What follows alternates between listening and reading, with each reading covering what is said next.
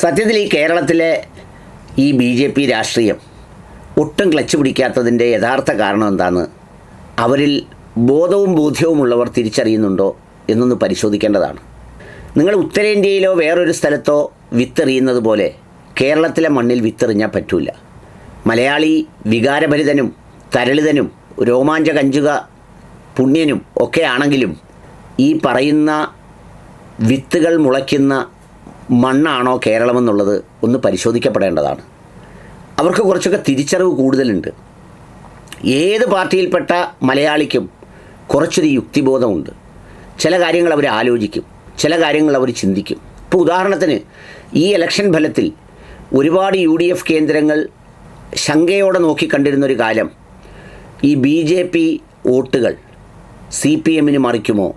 കാരണം ഒരു തവണ കൂടി കോൺഗ്രസ് തോറ്റാൽ കോൺഗ്രസ് ഇല്ലാതാകുമല്ലോ, ആ സ്പേസിൽ BJPക്ക് വളരാമല്ലോ, അതുകൊണ്ട് എല്ലാ ജില്ലകളിലും അങ്ങനെ ഉണ്ടാവും എന്ന് വിശ്വസിച്ചിരുന്ന കുറേ പേരുണ്ട്.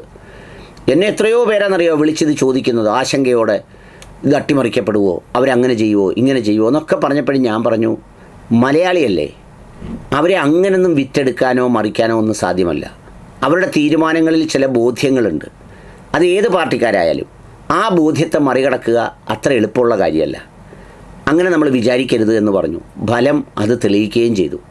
സമുദായ സംഘടനകളെല്ലാം ഒരു വശത്ത്, SDPA പോലുള്ള പാർട്ടികൾ ഉൾപ്പെടെ നിന്നിട്ട് പോലും ജനസാമാന്യം അതിശക്തമായി വോട്ട് ചെയ്ത് അധികാരത്തിലെത്തിച്ചു UDFനെ.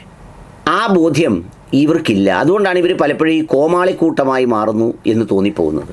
നോക്കിയേ, ഈ കാർഡ് കണ്ടില്ലേ? ആ കാർഡിൽ എന്താ പറയുന്നത്? KSRTC ബസ്സുകളിൽ സൗജന്യ യാത്ര വൈകുന്നതിനെതിരെ വനിതകളുടെ പ്രതിഷേധം. മെയ് 15 വെള്ളിയാഴ്ച രാവിലെ 10 മണിക്ക് KSRTC bus stand, Kasaragod. Ashwini ML, BJP Kasaragod ജില്ലാ പ്രസിഡന്റ്. എന്താ അവസ്ഥ? ഗവൺമെൻറ് ഫോം ചെയ്തില്ല, ആർക്കാണ് വകുപ്പെന്ന് തീരുമാനിച്ചില്ല, മുഖ്യമന്ത്രി സത്യപ്രതിജ്ഞ ചെയ്തില്ല. മുഖ്യമന്ത്രി സത്യപ്രതിജ്ഞ ചെയ്യാൻ പോകുന്നത് തന്നെ തിങ്കളാഴ്ചയാണ്. ഗവൺമെൻറ് മാറിയില്ല.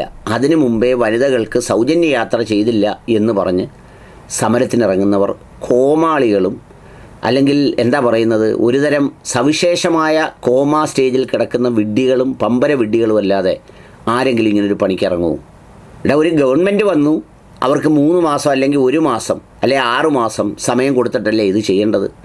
പ്രകടന പത്രികയിൽ പറയുന്ന കാര്യങ്ങൾ വരുന്നതിന് മുമ്പ് ചെയ്യാനാണെങ്കിൽ പെട്രോളിൻ്റെ വില എത്ര? അതിനാരെല്ലാം സമരം നടത്തണം?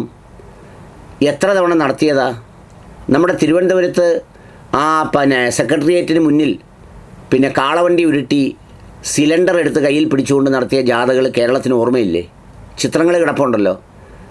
അപ്പോൾ അതുകൊണ്ട് സമരം അങ്ങ് പ്രഖ്യാപിക്കുക, ഗവൺമെൻറ് വന്നില്ലേലും.